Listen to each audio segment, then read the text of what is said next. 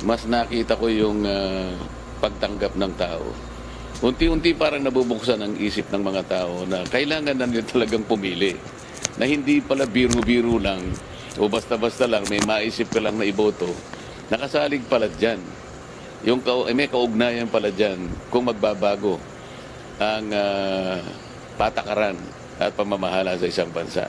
Emosyonal din si Marcoleta dahil sa nakitang suporta kahit nasa mga kabataan at mga mahihirap na mamamayan. Nakakita ako ng mga pamamaraang hindi ko pa nakita sa buong buhay ko.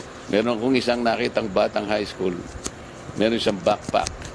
Pero nakadikit sa kanyang backpack ay isang YouTube na piniplay yung Hey Marcoleta. Dumadaan siya sa mga lagusan, mga iskinita at mga palengke at tuloy-tuloy niyang pinaririnig yung jingle na Hey Marcoleta. Isang mapagpalang araw po sa ating lahat mga kapatid, mga kababayan at boss. Ang pag-uusapan natin sa araw na ito ay siyempre tungkol pa rin sa politika. Kagabi, nagdaos po ng meeting di Abansi si Kong Dante Marcoleta. At yan po pag-uusapan natin, bahagi po ito ng kampanya ni Kong Dante Marcoleta. Siyempre kung ano yung naramdaman niya sa mga nangyayari habang siya'y nangangampanya. At yan ang pag-uusapan natin. Pero bago yan, siyempre, bati muna tayo ng isang magandang umaga po, Luzon, Visayas at Mindanao. At siyempre pa sa mga kapatid natin, mga kababayan natin na nasa iba't ibang panig ng mundo. Magandang umaga, magandang tanghali, magandang hapon, magandang gabi po sa inyong lahat dyan. Kamusta na po kayo? Sana po ay nabibigyan namin kayo ng kahit kunting kasiyahan sa ating mga video na pinapalabas po dito sa ating munting channel.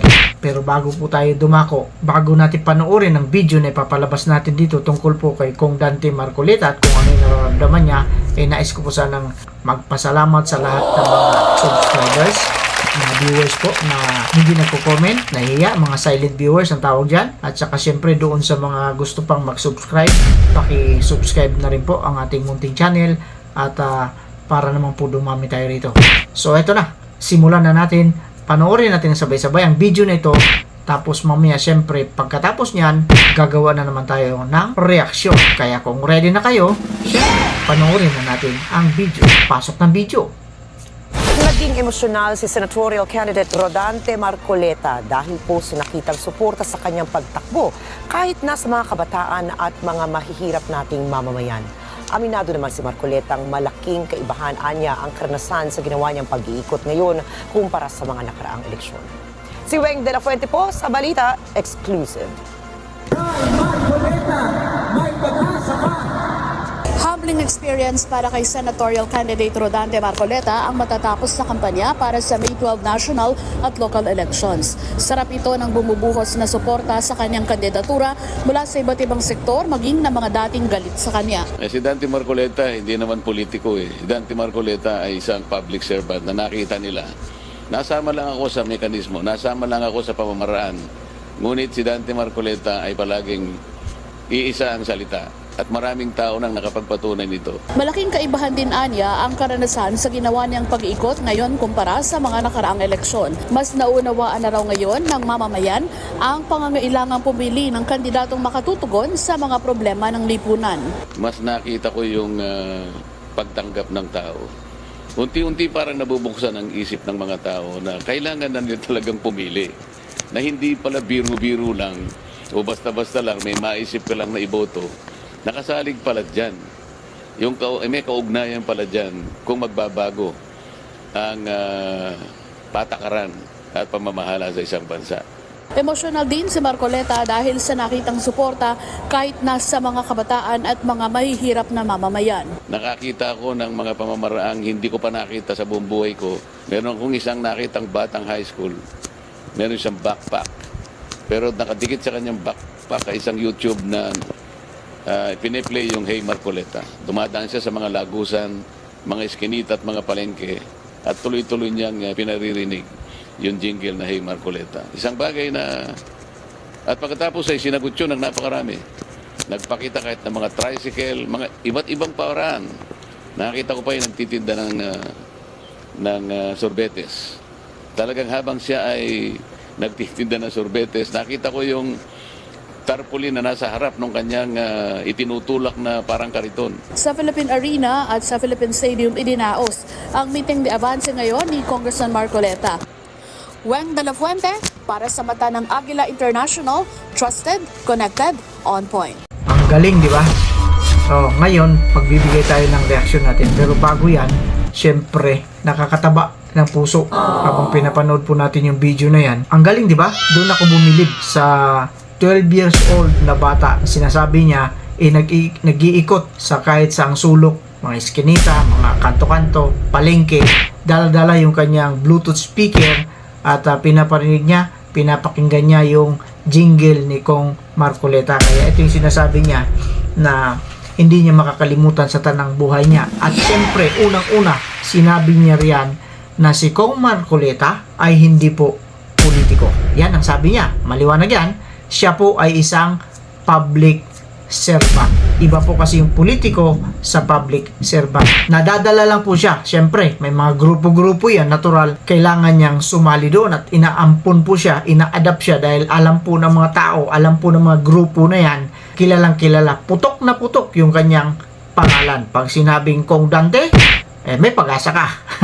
Yan ang sinasabi natin dito. Hindi niya makalimutan sa tanang buhay niya kahit sabi niya nga kahit ano man ang mangyari. Magtatrabaho siya at hindi niya bibiguin yung mga taong bumoto sa kanya. At ito yung maganda rito sapagkat kahit yung mga kabataan, meaning yung kabataan yung kabataan na pwede nang bumoto or kahit hindi pa pwede bumoto, humahanga sa kanya. At pinaliwanag niya kung gaano kahalaga ang pagboto. Hindi lang pala basta-basta. Totoo naman, dahil tayo man nung maliit pa basta bumoto lang tayo, okay na yon. Pero ngayon, na-realize natin na hindi pala basta-basta ang pagboto sapagkat ito po ang kapangyarihan natin, kagaya ng sinasabi ko dito sa mga video natin na isang beses lang po itong mangyari sa ating buhay pagka tayo ay bumuboto pag dumarating po yung eleksyon. Kaya gamitin po natin yung ating kapangyarihan. Wala pong makapangyarihan na makakagawa nito kundi tayo po, dahil sapagkat tayo po ang nagluluklok sa kanila, sa mga taong manunungkulan sa ating bayan. Yan ang sinasabi natin dito.